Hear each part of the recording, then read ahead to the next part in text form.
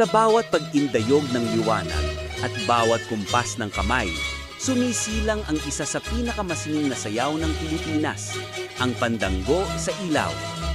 Isa itong tradisyonal na sayaw na nagmula sa Mindoro na sumisimbolo sa balanse, ganda at tibay ng kababaihang Pilipino. Sa ibabaw ng ulo at sa magkabilang palad, tatlong ilaw ang sinasayaw ng mga dalaga. Marahan, maingat, ngunit puno ng gilas at disiplina. Ang Pandango sa Ilaw ay hindi lang sayaw, kundi isang kwento ng liwanag sa gitna ng dilim. Simbolo ng pag-asa at determinasyon ng mga Pilipino. Sa video na ito, sabay-sabay nating tuklasin ang kasaysayan, kahulugan, at sining ng sayaw na patuloy na nagbibigay liwanag sa ating kulturang bayan.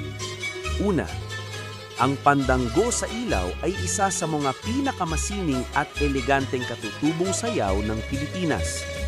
Nagmula ito sa isla ng Mindoro, kung saan ang mga tao ay sumasayaw na may tatlong ilaw, isa sa ulo at dalawa sa magkabilang kamay, habang marahan at maganda ang bawat galaw. Ang salitang Pandango ay hango sa salitang Espanyol na Fandango, na isang uri ng masiglang sayaw. Ngunit sa bersyong Pilipino, mas pinong galaw, mas malambing na ekspresyon, at may halong lambing at dangal ang makikita. Tradisyonal na sinasayaw ito tuwing gabi, lalo na sa mga pagdiriwang o piyesta sa baryo. Sa dilim ng paligid, ang mga ilaw mula sa mga tinghoy o oil lamps ay nagbibigay ng kakaibang liwanag na sumasabay sa indak ng mga mananayaw.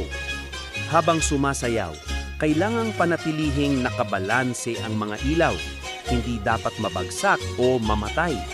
Sa ganitong paraan, nasusubukan ang tiyaga, kontrol at disiplina ng bawat mananayaw.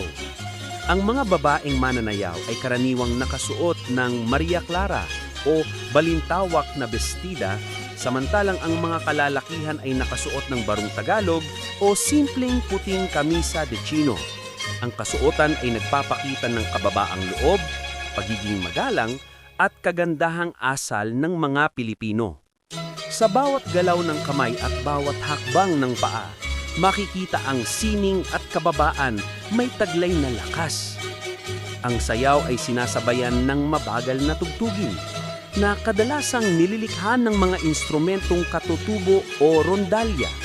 Ang ritmo ng musika ay tumutulong upang mapanatili ang grace at balance ng mga mananayaw. Habang tumutunog ang mga instrumento, tila nakikipag-usap ang mga ilaw sa musika, naglalaro, umiikot at kumikislap sa bawat pag-indak. Isa sa pinakamahalagang simbolismo ng Pandango sa Ilaw ay ang liwanag mismo.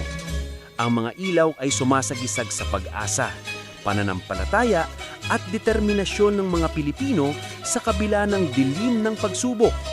Sa bawat sandaling pinapanatiling buhay ng mananayaw ang apoy, para itong paalala na kahit sa gitna ng kadiliman, may liwanag na patuloy na nagliliwanag dahil sa tapang at tiyaga ng ating mga kababayan.